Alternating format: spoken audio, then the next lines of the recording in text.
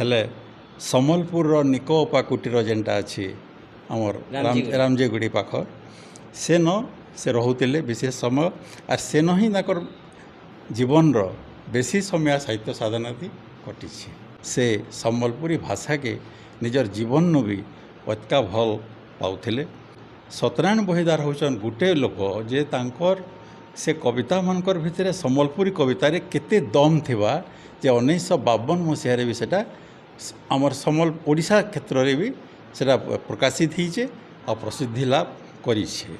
दादा जोहार जोहार जोहार ये जेन अगस्त 1 सम्बलपुर दिन जेन मानुछु गुरु सत्यनारायण बहिदार जन्मदिन है अपन तो छुआ बेले से आज्ञाकर ऊपर जाइछन दीपत्ति के कहूँ समस्त को जोहार जय माँ समलई।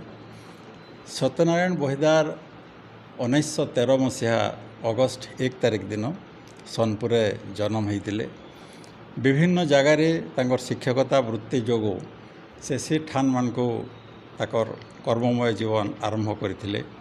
हेले सम्बलपुर निकोपा कुटीर जेनटा अच्छी आमर रामजेगुड़ी पाख सेन से रोते विशेष समय आर सेन ही जीवन बेसी समय साहित्य साधना थी कटी साधना कुटीटा सेटा साधना कुटिया ताके बोलुछन निकोपा कुटीर फोटो भी मन अच्छे।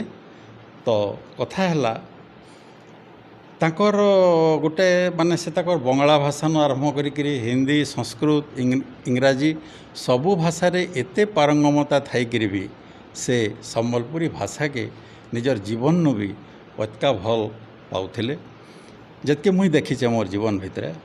और सम्बलपुरी भाषा रे से 1952 मसीह तांकर जेन लेखा गुड़ाक विभिन्न पत्र पत्रिका जिते बेले सम्बलपुरी भाषा रे जड़े जदि कविताटे लिखुचे कि गोटे प्रबंध लिखिकी कौन पत्र पत्रिका बाहर करवाटा कि कठिन व्यापार है।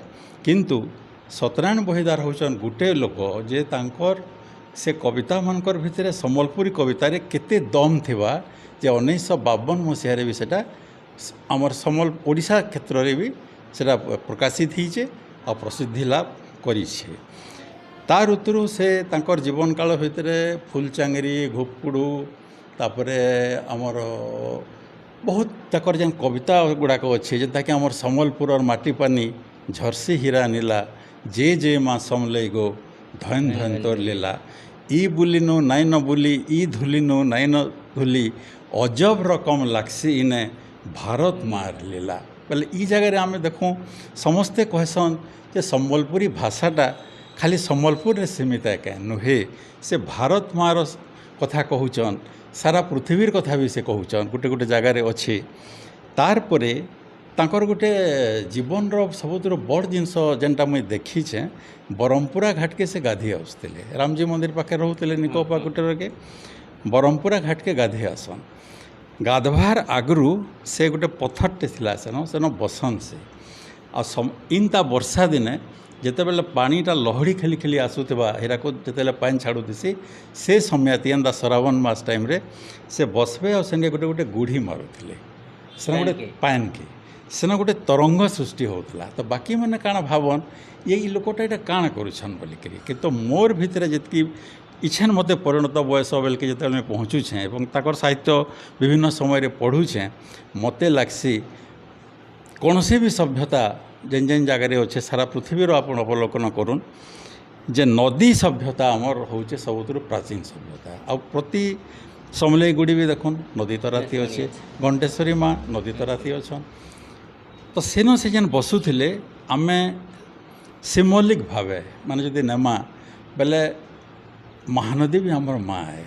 तो सी जेन पानी संगे से चहला पानी थी जेन गुढ़ी गोटे गोटे पकान तार संगे से खेलुले तो मत लगसी से माँ महानदी तांको दौला गोटे वार्ता जिते साहित्य सृष्टि कर बोली आ से गुनगुनौले सब बेले आज्ञा केते बेले एकला रहूले भी कि से गुनगुने गुनगुने जाऊले आकर गोटे छता धरवार शौक थिला आउ धोती आउ ढिला से पिंधन आउे बहुत सरल जीवन यापन तांगर संगे जे कथा लगी मधुर भाषा आउ दुखित नहीं रहन केते भी दुखित हबार मुझे आज्ञा को नहीं देख सांग मानकर भितर से समय रे मोर बापा ସ୍ୱର୍ଗତ ଗୌରୀ ଆପଣଙ୍କର ବାପା ବି ତାଙ୍କର ହଁ ଗୌରୀଶଙ୍କର ପାଣିଗ୍ରାହୀ, ତାପରେ ପ୍ରଭାକର ପାଣିଗ୍ରାହୀ, ତାପରେ ଭବାନୀ ଶଙ୍କର ପ୍ରଧାନ, ତାପରେ ପରେ ବିନୋଦ ପ୍ରସାଦ, ଏମାନେ ସବୁ ଥିଲେ। କିନ୍ତୁ ସବୁଦିନ ଯିବାର ଆସିବାର ଭିତରେ ଭବାନୀ ଶଙ୍କର ପ୍ରଧାନ ମୁଇଁ ଦେଖିଛେ ମୋର୍ ହିସାବରେ। ତାପରେ ମୋର୍ ବାପା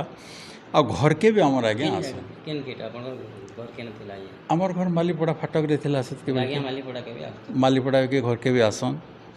ଆଉ ସବୁଥିରୁ ବଡ଼ କଥା ହେଲା ଆଜ୍ଞାଙ୍କର ବ୍ୟାକରଣ ଗୋଟେ ବହିଟେ ଅଛି, ହାତ ଲେଖା ବହିଟେ। ସେ ବ୍ୟାକରଣ ଚେଷ୍ଟା କରିଥିଲେ ସମ୍ବଲପୁରୀ ଛପା ନାହିଁ ପାରେ। ଛପା ତ ନାହିଁ, କିନ୍ତୁ ମୋର୍ ପାଖେ ଯେନ୍ ଅଛେ ବର୍ତ୍ତମାନ ଫଟୋଟା, ସେଥିରେ ହାତ ଲେଖାଟା ଅଛେ ତାଙ୍କର। ଆଉ ସେ ଜାଗାରେ ସତ୍ୟନାରାୟଣ ବହିଦାର ଦସ୍ତଖତ କରିଛନ୍। ତ ସେ ମୂଳ କରିଥିଲେ ଆରମ୍ଭଟା। ଆଉ ପରବର୍ତ୍ତୀ ପରିସ୍ଥିତିରେ ଯଦି ଛପା ହେଇଥିବ ଆମେ କହି ନାଇଁ ପାରବାର୍ କେ, କିନ୍ତୁ ମୋର୍ ହାତରେ ତାଙ୍କର ସେ ହାତ ଲେଖାଟା ମୁଇଁ ଦେଖିଛେ।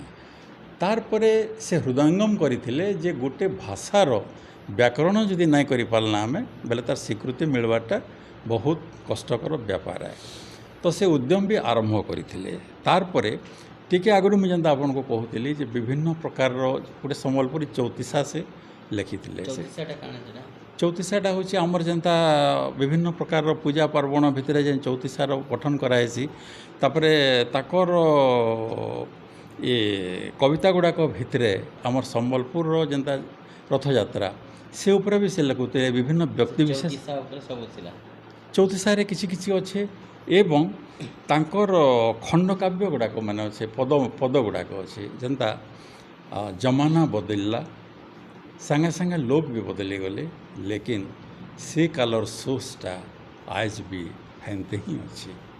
ତ ଇତାକେ ମୋର୍ ହିସାବରେ ମୁଇଁ ଆକଳନ ଯେତେବେଳେ କର୍ସିଁ କି ଆପଣମାନେ ବି ଯେତେବେଳେ ଆକଳନ କରବେ ଯେ ଆମେ ଯେତେବେଳେ କହୁଛୁଁ ଯେ ସବୁ ଭାଷାରେ ଆଧୁନିକ କବିତାର ଚାହିଦା ବହୁତ ଅଛେ, ତ ସତ୍ୟନାରାୟଣ ବହିଦାରଙ୍କର କବିତାରେ ଆଧୁନିକତାର ବି ଆମେ ସ୍ପର୍ଶ ଅନୁଭବ କରିପାର୍ମା। ଯେନ୍ତା ମୁଇଁ ଗୋଟେ କବିତା କହିଲି ଯେ ଜମାନା ବଦଳିଲା, ତାର ସାଙ୍ଗେ ସାଙ୍ଗେ ମନୁଷ୍ୟ ବି ବଦଳିଲେ, ଲେକିନ୍ ସେ କାଲର ସୋଚଟା ଆଜ ବି ସେନ୍ତେ ହିଁ ଅଛେ।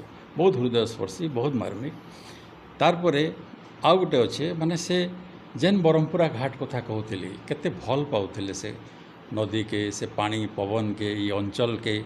ଯେ ସେ ଲେଖୁଛନ୍ ବ୍ରହ୍ମପୁରା ଘାଟୁ ଗାଧି ଆଇଲି, ନୁନ ମିର୍ଚା ଦେଇକିରି ପଖାଲ କଂସେ ଖାଇଲି, ଜୀବନଟା କାକର ଲାଗଲା। ଏଇଟା ବି ଗୋଟେ କବିତା ଏ।